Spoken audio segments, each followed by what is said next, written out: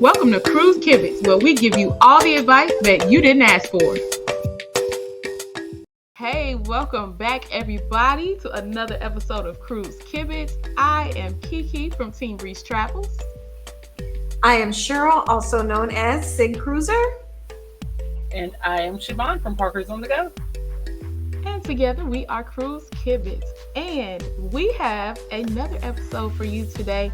Today we are talking about what is the cheapest cruise line out there. Listen, everybody needs to save a few dollars every now and then. What about you ladies? Y'all like to save a few coins every now and then? Yes. It's my favorite thing. Favorite. Okay. So we're going to talk about it because there is a cruise line out there that right now holds the title for the cheapest cruise line. Mm-hmm. However, is it worth it is the question. Mm-hmm. So right now, what would you all say is the cheapest cruise line? I mean, Cheryl, you look like you got an idea over there of what the cheapest cruise line is. I don't think it's Royal. I do not either. If I had to guess, I would say, I don't know. Let me throw it over to you, Siobhan. What do you think? You know, you would naturally go to Margaritaville at sea. But because once you get on the ship, all the extra things you didn't know that you were going to have to pay for gets thrown at you. I'm going to have to say no to that one too. I actually think it is MSC. MSC. Mm-hmm. I agree. Yeah. Yep. That is what I had in my head. MSC right now. The sailings on MSC right now are cheaper than all of the other cruise lines. And there is a reason for that. There's probably a few reasons for that. But one of them is MSC is not a US based cruise line. They are trying to break out of they're trying to break into the US market.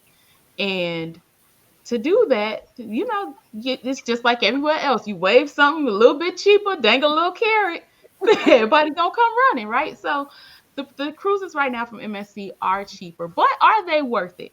I have never sailed MSC, but Siobhan has sailed MSC. Sig, by the time you see this, will have sailed MSC and actually has been through the planning process of planning out the cruise with MSC. So we're going to talk about it a little bit. So why don't we start with the planning part of it? Sure. You want to tell us a little bit about, the planning process, and if you think in comparison to your many other cruises on other cruise lines, if you think that process went well and was it worth it? Well, let me start with how they got me. Because, I've been hearing all these mixed reviews about MSC, and then, of course, the food, especially the food. I'm like, if the gluteners don't like the food, then I know with me, with food allergies, it's going to be a problem. But then they, waved this little cruise in front of me for like $250. I think it was even less than that. And I was like, okay, all right, I'll give y'all a try since that's all y'all want, $250. So I booked the cruise. I booked a guaranteed room, and now their website is not the greatest. So when it came to trying to, look for information, we'll get information about the cruise or just the general check-in stuff that you do. On a normal cruise, other cruise line, it's a little bit more challenging on the MSC website. So I would say that's one experience that's more challenging, than the others that I've experienced. Okay, well that's good to know because that's an important part of it, right? A lot of the cruise the cruise is only so long.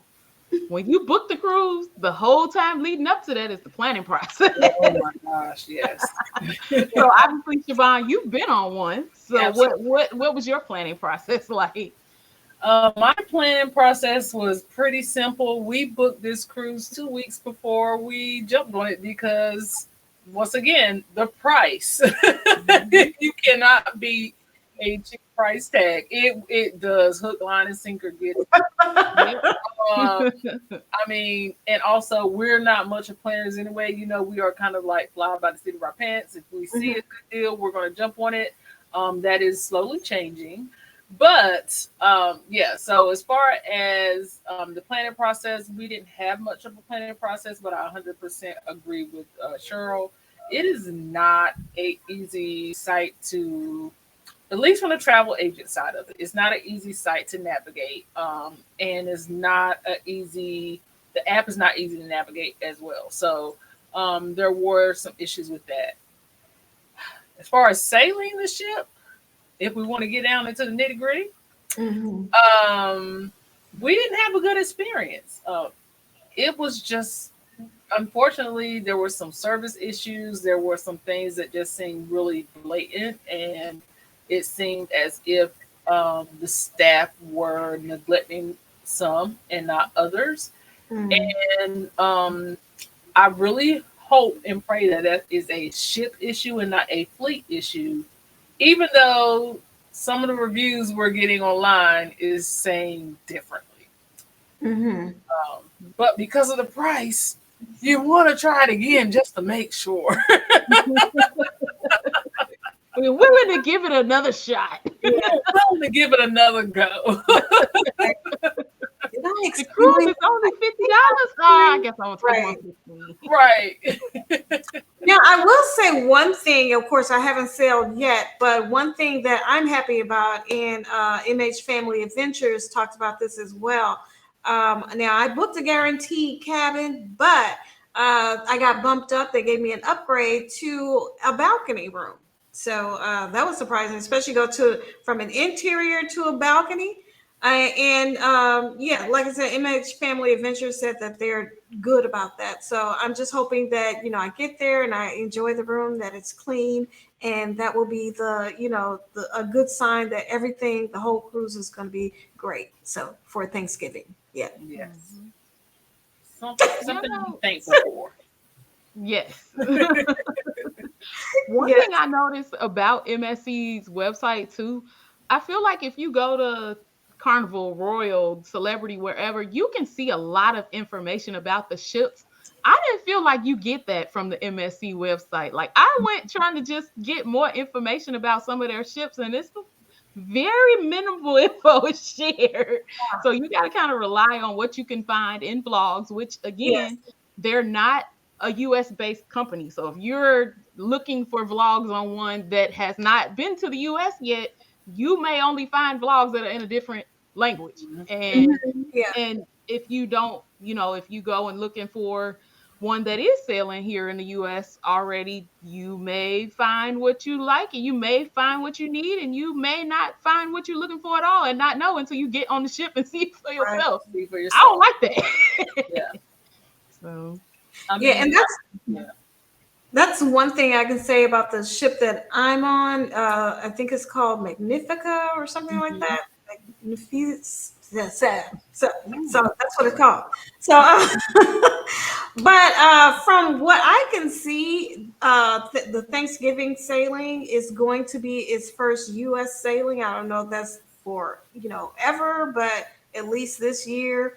So I'm a little, that makes me a little nervous because already with the mixed reviews, and then this perhaps maybe be this cruise first time sailing with with US clientele, so that makes me a little bit nervous, but Yeah. I'm like, well, it's 4 days, so we'll see. Yeah. I definitely think that could make a difference, especially because if you are if the cruise line is used to selling in a different culture and then Yes. they're here now in the US and we are completely different as far as cruising is concerned, um, Mhm. for a crew that has been used to selling in this specific space now Hmm. in a completely different space, they're not going to automatically overnight change their habits or what they're used to. Right. So that's going to be very interesting to watch to see what happens with people. It is because that's a culture shock for the crew and a culture shock Yeah. for the Yes. cruisers too, Yeah. right? So Yeah, Yeah. It's absolutely. gonna be interesting. Yes. Yeah, it is. yeah. So we all agree MSC is the cheapest, right? Hmm. Cheryl, you'll be very soon able to tell us if you think that it's worth the low price. Siobhan, at this point right now, do you think it's worth the low price to at least give MSC a shot? I think everyone should give it a shot. As we all three always say, make your own opinions. Don't go by somebody else's. But our job as bloggers is to share to you our personal experience. So just always keep in mind that you could mirror our experience or you could have a completely different experience. But that does not mean that all of our experiences are not our particular experiences. So long story short, yes, give it a shot. I'm even willing to give it another shot. Even though I didn't have a great time, I want it to work out because I love cruise coupons. And I think if we get those out, it's going to be MSC. Well, there you have it, people. Somebody who did not have a great experience is still saying, give it a shot. So if you have not already, make sure you check out Siobhan or Parkers on the Go's blog series from it too, and you'll get a little bit more understanding of why Siobhan feels the way that she did about the sailing that they took, a little bit more background. But yeah, I think that about covers the topic for today. What you think, Sid? Well, I think we should call this one a podcast. All right. Well, we will see you back next time. Until then, happy cruising. Happy cruising.